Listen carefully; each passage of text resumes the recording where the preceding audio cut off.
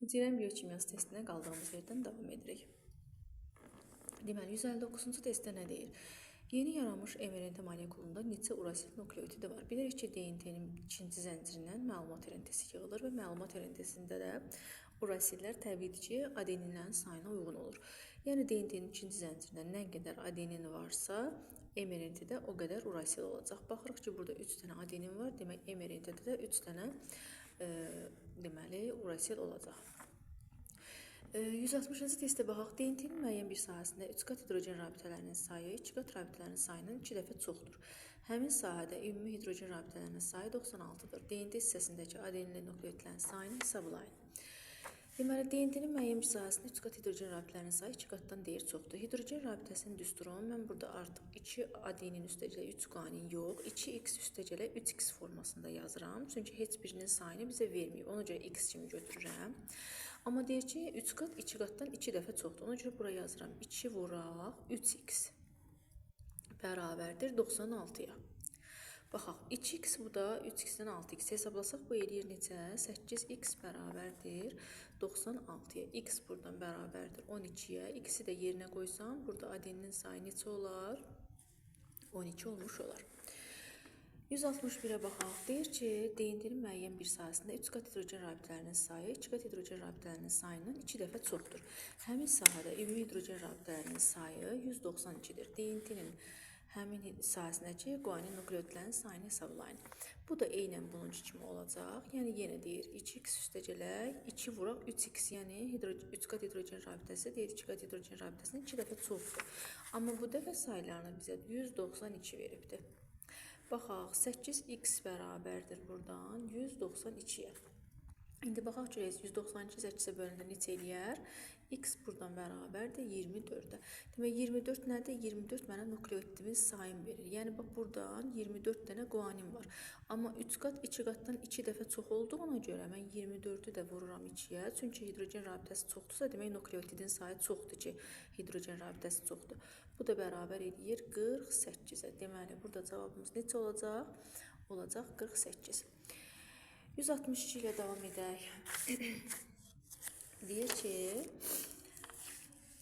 deməli, DNT-nin molekul hissəsində veribdir. Hidrogen rabitələrinin sayı x-dir. Bir zəncirdə olan adeninin, bir zəncirdə olan timinin sayını verib və hər iki zəncirdə, yəni molekulda olan nukleotid, azot əsası və karbohidratların sayını isə bizə 5100 formasında veribdir. İndi baxaq, birinci tapaq ki, bizdə nə qədər nukleotid var. Çünki 3-ü bir yerdə 5100-dür. Yazıram x üstəcələ x, bu bərabərdir 5100-ə. 3x eləyir. 3x bərabərdirsə 5100-ə, onda buradan x bərabər olar nəyə? X bərabər eləyər 1700-ə. X-imiz oldu 1700. Deməli, indi nəyi tapırıq? 1700 ümumi nukleotid sayımızdır. Yəni, bax, 1700 nukleotid, 1700 pentoza, 1700 fosfat turşusu var. Bunlar deməkdir. İndi mən hal-hazırda bunun yanına nukleotid yazıram. Bir zəncirdə olan adeninimiz 100-dür. 100 dənə adenin var. Nə qədər də timin var? 300-də timin var. Bu bir zəncirdir. Bunun qarşılığında ikinci zəncirdə var, çünki molekulda olan hidrogen rabitəsi olmaymış, molekuldakı sayları götürürük. İkinci zəncirdə də adenin qarşısında 100 dənə timin, timinin qarşısında isə 300 dənə adenin olacaq. Demək, ümumilikdə hesablasam mənim adeninlə timinimin sayı nə qədər eləyəcək? Ümumi sayımız olacaq 800. 800 deməli adeninlə timinin sayıdır. Ümumi nukleotid sayımızı neçə tapdıq? 1700. 1700-dən çıxıram 800 adeninlə timini. Baxım görüm guaninlə sitazinim nə qədərdir. 1700-dən 800-ün çıxanda qalır 900. 900 nə oldu? Guanin və sitazinin cəmi. Mən indi təkcə guanini tapmaqdan yana 900-ü bölürəm 2-yə. Tapıram görüm ayrı-ayrılıqda bunlardan nə qədərdir? 450 guanin oldu, 450 də sitazin oldu. Bizə deyir nəyi tap? Hidrogen rabitələrini. Hidrogen rabitəsinin düsturu necə idi? 2 vur adenin, üstəcələ 3 vur guanin və yaxud da ki, yaza bilərəm ki, nukleotidlərin sayı üzərinə gələ guaninin sayı. Nukleotidlərimin sayı ümumilikdə 1700-dür. Guaninimin də sayı elə ikinci düsturdan da istifadə edə bilərik. Nukleotidlərimin sayını tapdım 1700, üzərinə gəlirəm. Guaninimin sayı isə olur 450. Bunu da hesablayanda cavabımız eləyir 2150. 163-ə baxaq. Bir zəncirdə yenə bir zəncirdə bizə veribdir sitazinin sayın, verib burada guaninin sayın. Söhbət molekuldan gedir, amma bir zəncirdə bizə say verdiyinə görə belə yazıram. 100 dənə də guanin. Onda ikinci zəncirdə buna nə yazaram? 400 guanin, 100 də sitazin olacaq ikinci zəncirdə. Və indi də deyir ki, bu 3 dənəsini, yəni nukleotidlərin fosfat turşusunun və pentozaların da sayı deyir indi 8100-dür. 3x bərabərdir 8100-ə. Buradan x-i tapsam, x bərabər edir 2700. 2700 nə oldu? 2700 oldu bizim ümumi nukleotidlərimizin sayı. Hidrogen rabitəsini tapmalıyıq. Görürsünüz, yazıb hidrogen rabitələrinin sayını tapın. Hidrogen rabitəsi bərabərdir nukleotidlərin sayının üzərinə gəlirəm guanin. Nukleotidlərim nə qədər oldu? 2700 oldu. Guaninimizin sayı isə, baxın, 100 guanin buradaydı. 400 guanin də buradadır. Cəmləsək 500 də guaninimiz olar. 2700-ün üzərinə də 500 gələndə bu da eləyir 3200. Deməli 3200 hidrogen rabitəsi vardır. Sonra keçək bu birisinə. Nə deyir? 164-də deyir ki, müəyyən miqdar glikozanın parçalanmasının nəticəsində oksigenli mərhələdə aktiv əmələ gələn hidrogen protonlarının sayı, yəni kanaldan keçən hidrogen protonlarının sayı və su molekulu. Ümumi reaksiyanı biz veririk. Ümumi reaksiyada bilirdik ki, 24 dənə hidrogen kationu keçəndə 42 molekul su ayrılırdı. 42 molekul su. İndi 24 dənə hidrogeni nə ilə göstəribdir? Demək, A bərabərdir 24-ə. Su nədir? X də bərabərdir ki, 42-yə. Sonra nə deyir? Glikoliz mərhələsində indi deyir. Glikoliz mərhələsində bizdə nə qədər ATF yaranırdı? 2 ATF yaranırdı. Buradan da 2 molekulda su ayrılırdı. İndi ATF-ni verib bizə B ilə, baxın, yazıram, B bərabərdir 2, suyun sayını da Y ilə verib. Y də bərabərdir 2-yə. İndi deyir ki, X çıxaq Y 80 olarsa, A çıxaq B-ni tapın. İndi biz özümüz birinci tapaq görürük bizim tapşırığımızda. X, Y. Bunlar nəyə bərabərdir? Birinci öz tapşırığımıza tapaq, sonra qoyaq yerinə. X-imiz neçə oldu? X-im oldu 42. 42, Y-im oldu 2. Bərabər oldu neçəyə? 40-a. İndi baxaq bu birisinə A ilə B-yə. A-yım deməli 24-dür, B-yim də 2-dir. Bu da bərabər oldu 22. İndi baxın, əgər X ilə Y-in fərqi bizdə 40 olanda, ümumilikdə A ilə B-in fərqi 22-yə bərabər olurdusa, bizə də tapşırıqda veribdir ki, X minus Y bərabər olsun 80. Bəs 80 olanda bu A və B-nin fərqi nəyə bərabər olar? X-ə bərabər olar. X də bərabərdir buradan 44-ə. Demək, 165-ci testə baxaq. Cədvəl əsasən X hesablayın. X hesablayın. DNT molekulunun bir hissəsində verib ki, nisbi molekul kütləsi 900 mindir. Hidrogen rabitəsinin sayı 3400, timin nukleotidlərin sayını isə X veribdir. Demək, biz bilirik ki, bir nukleotidimizin molekul kütləsi 300 AKV-dir. Bu da mənə deyir ki, DNT molekulunda nə qədər nukleotid var bilmirəm, amma ümumi kütləsi 900 min AKV-yə bərabərdir. Buradan X-i tapsaq, eləyir 3000 nukleotidin sayı. Hidrogen rabitəsini necə tapırdıq? Hidrogen rabitəsi bərabər idi buradan.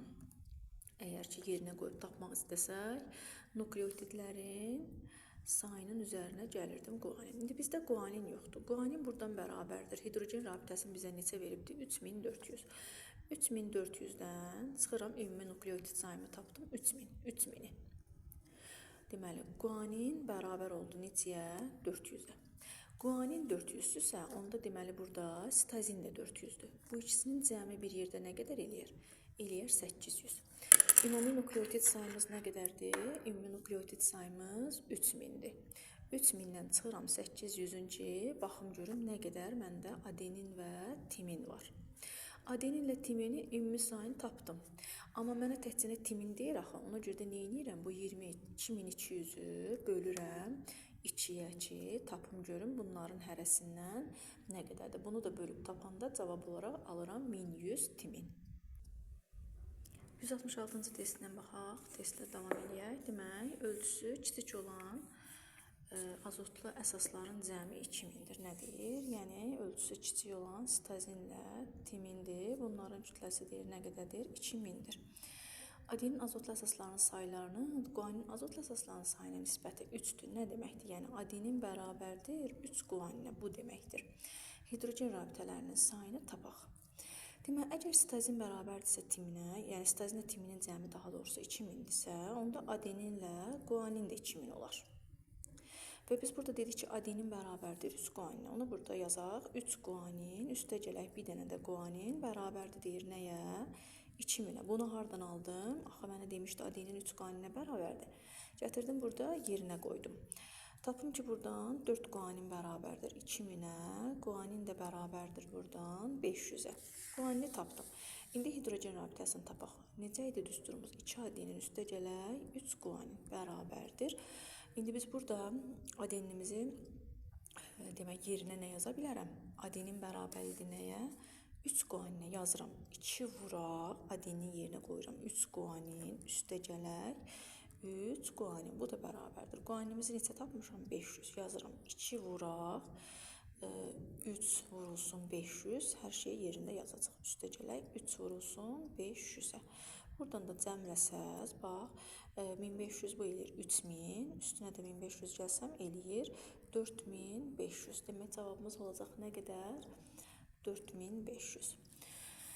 167-yə baxaq. Cədvəldəki polinukleotiddə neçə guanin nukleotidi var? Deməli, iştirak DNT molekulunun müxtəlif nukleotidlər arasında azotlu əsasların iştirakı olmadan yaranan rabitənin sayı. İştirak olmadan yaranan rabitənin sayını deyirsə, deməli, kovalent rabitəni deyir. Kovalent rabitəni necə tapırdıq molekulda? Yazırdıq ki, N çarpı 2 bərabərdir 58. N burada nə idi? Nukleotidlərin sayı. Nukleotidlərimizin sayını tapım, bərabər oldu nəyə? 60-a. İndi bizə deyir nəyi tapın? Guanini. Baxın, belə bir düsturumuz var idi hidrogen rabitəsində. Nukleotidlərin sayının üzərinə gəlirdim guanin. Nukleotidlərimi tapdım. Hidrogen rabitəmi veriblər. Bir dənə qaldı guanin. Guanin buradan bərabərdir nəyə? Hidrogen rabitəsindən çıxıram nukleotidlərin sayını. Hidrogen rabitəsini neçə verib bizə? 70-dən çıxsam. Nukleotid sayı 60. O da bərabər eləyir 10. Deməli, cavabımız 10-dur. Sonra 168-ə baxaq. Demək, uyğunluğu müəyyən edin. Polipeptid, polisaxarid və polinukleotid. Demişik ki, hansıları harada görürsünüz ki, axırı A ilə bitir. O polipeptiddir, yəni zülaldır. İndi baxaq, bax, A, B polipeptidə aiddir. A və B polipeptiddir. Polisaxaridə aid olan nədir? Burada polisaxarid sellulozadır. Yalnız polinukleotid isə erintidir. Yağ heç birinə aid deyil. 169-a baxaq. Deyir ki, məntiqi əlaqəyə əsasən uyğunluğu müəyyən edin. Polipeptid Y-dir, biopolimer X DNT-dir, polisaxarid də Z ilə göstərilibdir. Deməli, bunlara diqqət eləyin. Çünki birinci Y-i tapıb yerinə Y qoya bilmərəm. Birinci X-i soruşubdur. X deyir ki, DNT-dir. DNT nə idi? DNT deməli polinukleotididir. X-ə aiddir A. Sonra Y nədir? Polipeptid. Y-ə baxaq, aid olanlar nədir? Bax, tripsindir, oksidaz adı, bunlar hamısı zülaldılar. Yəni, fermentdə zülal tərkiblidirlər. D-yə demək aid oldu Y-ə. Z-də nə deyir? Polisaxarid. Burada polisaxarid hansıdır? Polisaxarid, baxın, glikogen polisaxariddir, amma gliserin yağın parçalanma məhsullarıdır. Gliserin və yağ turşusuna parçalanırdı. Demək, hansı oldu? X-ə aid oldu A, Y-ə aid oldu D-yə, Z-ə aid oldu C. 170-ə baxaq. Mətndə buraxılmış sözlərin ardıcıllığını müəyyən edin. Monosaxaridlər üzvü birləşmələrin karbohidratlar adlanan qrupuna aiddir. 3. 2 monosaxaridin birləşməsindən disaxarid 2 yaranır. Çoxlu sayda monosaxaridlərin birləşməsindən isə polisaxaridlər yaranır. Monomer halqalarının sayı artdıqca onların suda həll olma qabiliyyəti və şirin dadı azalır. Demək, uyğun gələnlər hansı oldu? 3, 2, 4, bir də 7 uyğun gələn cavab oldu.